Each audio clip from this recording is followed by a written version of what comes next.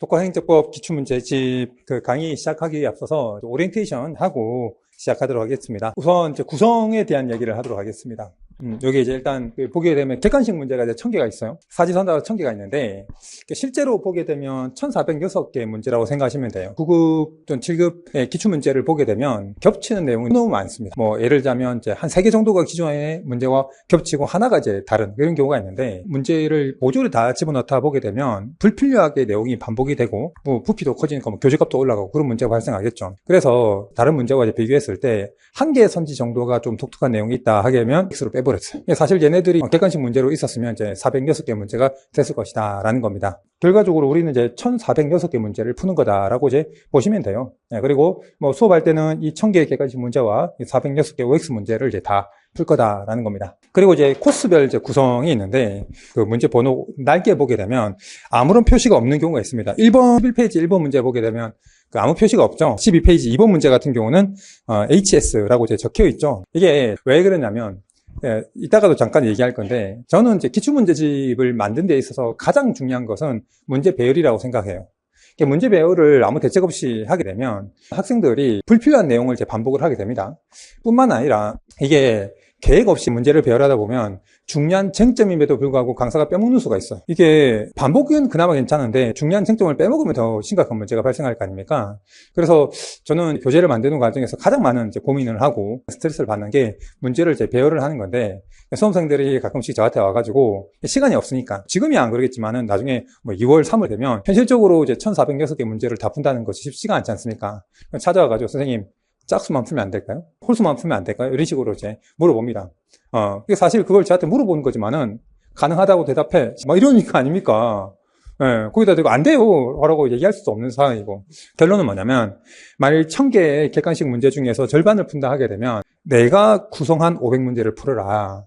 나름대로 이 500문제 안에서도 완결성이 있어야 되지 않겠습니까? 그래서 여러분들이 만일에 500개 문제를 풀겠다라고 제 생각이 들게 되면, H라고 이제 표시가 되어 있는 경우 있죠. 예를 들자면 이번 문제 같은 경우는 H라는 표시도 되어 있고 S라는 표시도 되어 있지 않습니까? H라는 표시가 되어 있는 문제를 풀게 되면 제가 선정한 500개의 문제가 됩니다.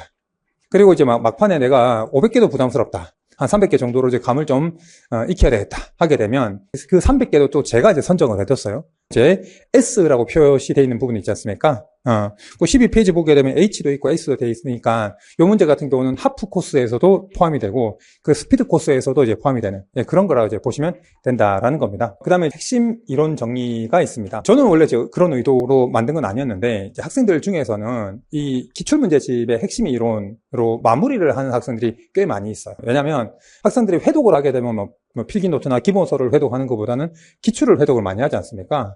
그 과정에서 이제 요 앞에 있는 이제 기출문제집의 이론 파트가 익숙해지다 보니까 요걸 이제 마무리를 하는 이런 경우가 많이 있어요. 근데 이게 장점이 있습니다. 제가 이론을 이렇게 정리를 한 다음에 그 이론에 맞는 문제를 배열한 게 아니라 문제를 쭉 배열을 한 다음에 그 문제를 푸는데 필요한 이론을 앞에다가 쏙 다 집어넣었어요. 그러니까 사실 뭐 기본서도 그렇고 필기노트도 그렇고 대부분의 이론 교재 같은 경우는 실제로 이제 기출됐는지 유무와 상관없이 이론 자체를 위해서 존재하는 부분들이 있거든요. 얘 같은 경우는 철저하게 기출 문제를 풀기 위해서 이론이 이제 만들어진 거다 보니까 정말 알짜배기만 있는 이제 그런 내용이다라고 이제 볼 수 있는 거겠죠. 그래서 요거는 이제 여러분들이 활용하는 방법은 뭐 예습용으로 이제 활용을 한다든지 아니면 여러분들이 이제 복습용으로 활용한다든지 마무리용으로 활용한다든지 이런 식으로 이제 활용할 수가 있다라는 겁니다. 일단 이걸 읽고 문제를 풀면 다 풀립니다. 그렇게 이제 제가 이제 배치를 해뒀습니다. 자, 그 다음에 이제 해설지에 관련된 건데 이 해설지와 관련해 가지고 에피소드가 하나 있습니다. 10여 년 전에 공무원 강의를 하러 왔을 때 기출문제집을 처음 이제 만들어야 되잖아요. 그러니까 해설지는 어떻게 해야 되는지에 대해서 주변에서 어떤 얘기 들었냐면 해설지를 자세하게 쓰면 안 된다. 왜냐하면 해설지를 자세하게 쓰게 되면 학생들이 강의를 안 듣는다 라는 그런 이야기를 하더라고요. 그래서 보니까 대부분 다 이제 공무원 쪽에 기출문제집은 해설이 되게 부실하더라고요. 그걸 보고 와 이게 기회다. 그래서 되게 해설을 자세하게 이렇게 썼어요. 그랬더니 학생들이 그 유일한 거 아닙니까? 해설이 되게 자세하게 되는 유일한 교재죠. 그래가지고 이제 학생들이 기출 같은 경우 혼자 풀고 싶어 하는 경우도 있는데 선택의 여지가 없다 보니까 그때 무명이었음에도 불구하고 기출을 많이 구매를 하고 근데 또 풀다 보게 되면 또 해결이 안 되는 부분이 있거든요. 그게 강의를 듣더라? 그래가지고 이제 제가 성장하는데 크게 이제 도움이 됐었는데 해설지라는 것은 단순하게 정답을 알려주는 걸 넘어가지고 관련된 쟁점에 대해서 좀 정리를 해주는 그런 이제 해설지가 돼야 되겠다라는 생각을 했어요. 왜 그러냐면 이게 똑같은 선지를 하더라도 똑같은 선지인데 학생들이 물어보는 방향이 완전히 다릅니다. 왜 물어보는 방향이 다르냐면 이해를 하지 못한 시각이 좀 다르기 때문에 질문의 방향도 달라요. 그러다 보니까 일단 네가 뭘 궁금해할지 몰라. 내가 싹 다 알려줄게 해서 쭉 이렇게 정리를 해둡니다. 그러면 이제 누구나 보고 해설을 통해 가지고 이해를 할 수 있다는 장점이 있죠. 하지만 단점이 있죠. 분량이 많습니다. 분량이 많아요.